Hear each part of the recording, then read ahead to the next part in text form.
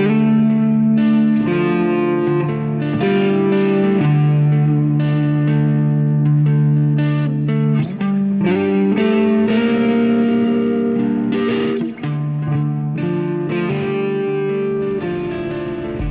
had this girlfriend in high school, and before I start the story, let's just say, it sort of ends up being a gigantic media event.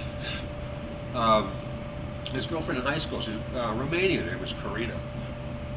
Cute girl, kind of slutty, I kind of like that about her.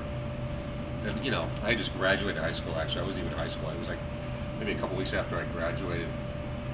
And I was still like a virgin. It was like fucking pathetic. It was really like driving me crazy. I mean, you can understand this was back in like '85, where like Nancy Reagan was just saying no and everybody had AIDS and people were afraid of sex. And I felt totally robbed. I mean, I still do. I still like just seethe with resentment because prior to that, with my brothers in the late '70s, I just figured my entire life was going to be strobe lights and blowjobs with girls with feathered hair and dolphin shorts. It just never panned out that way. The country got conservative and took me by surprise. Still does. So anyways, Karina was this like girl from Transylvania who, was just out there wild buck ass crazy. And I would hang out with her. She'd call me out of the blue for these weird little things. So one night, maybe a couple months after I graduated high school, I was preparing to move to New York, which is part of the story.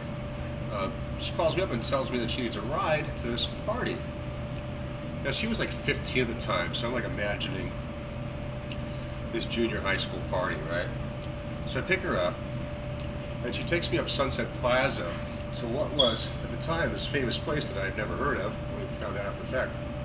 It's like this Alpine chalet, this like A-frame shaped house that was like the last vestige of 70s Hollywood swingers. And this is the night I found out that my high school sweetheart, 15-year-old Karina, was a prostitute, and I was taking her to a trick.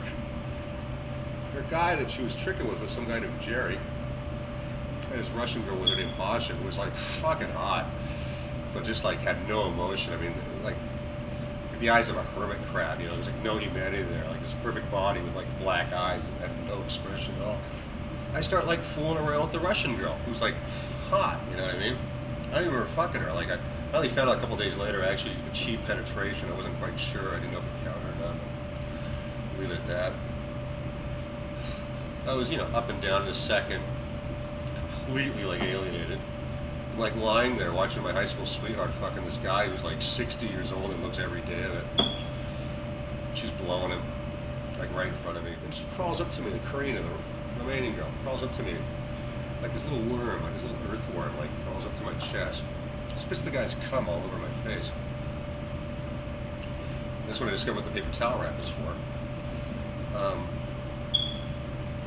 I got up, ran out of there as quickly as I could, got my clothes on, took off, ran down the street, hopped in my car, drove back down to Sunset.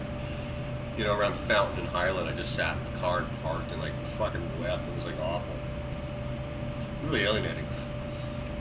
But right around the time, like, being a writer, right around the time I decided that as awful as it was, good fodder for literary expression. So I started writing these sex stories that,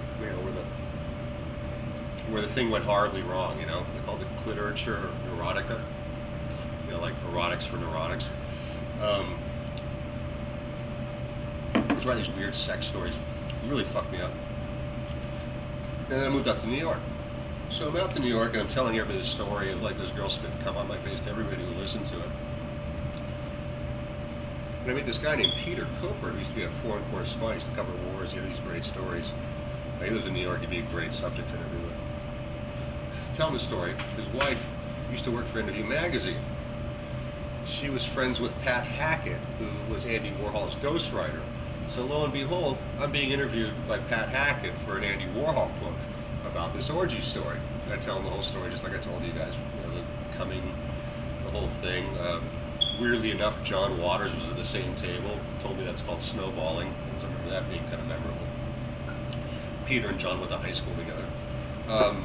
And then thought nothing of it for a couple months while I was kind of struggling around New York, hanging out in the Shark Bar where they filmed the Pope of Greenwich Village, kind of living in Soho, on no money. It was, pretty amazing because it was the 80s where everything cost a fortune. And then I get this call to have this photo shoot at Interview magazine with Warhol. So like I show up there, like based on this orgy story. I take a couple pictures with Warhol in the office of Entity magazine. It was like not even professional. It was like some Instamatic film camera. And he goes, "I'm Andy," and I'm like, "I'm Reed. I'm the orgy boy of Hollywood." Andy goes like, "Oh, that's interesting." A couple months later, Warhol dies. A couple months after that, the book comes out. It's called the Andy Warhol Party Book, right? It's all these famous people telling stories of like wild parties they went to, kind of like what we're doing now, but a book version. I'm at City Cafe on La Brea for the Absolute Vodka sponsored book party of the Andy Warhol Party Book. Word soon gets out that I'm the only one with like basically an interesting story in the book. I got 100 people lined up at this table. I'm signing autographs all night long based on my virginity being lost. Got a couple copies of the book, showed it to my parents for posterity. Parents thought it was a horrible thing that happened to me, but they were glad I could capitalize on it in typical Hollywood fashion. And then for like 5 or 6 years afterwards, I was on the A-list for any sort of event that occurred in New York or LA. I was automatically on the guest list of getting into anything. It sort of made me, it was kind of a funny little thing. It was sort of my entry into like high society was the fact that I got, some guy's jism spewed on me in a Hollywood orgy. It's kind of where my life kind of took off into these kind of like weird experiences that I've always wanted. As a writer, you kind of want experiences, but I don't know, man. Something about experiences, like I'm beginning to think now at my age that the more experiences you have, the closer you get to total disenchantment, with everything. It's like you're no longer proud of them to become the sort of, burden, that you work towards, and you never quite get out of it because you become sort of like this experience junkie where even the experiences don't make you high anymore, but you gotta have more of them, but they don't really do anything. I'll start out the story, and I keep on wondering if I didn't take that phone call, if I didn't like the slutty girl, if I didn't go up to that orgy, if I didn't follow people into the road, that my life might have taken a pretty dramatic course to the point where like I could be doing something else in my life than sitting here at 43 chain smoking in a bar in the middle of the night, telling stories that happened to me in '85.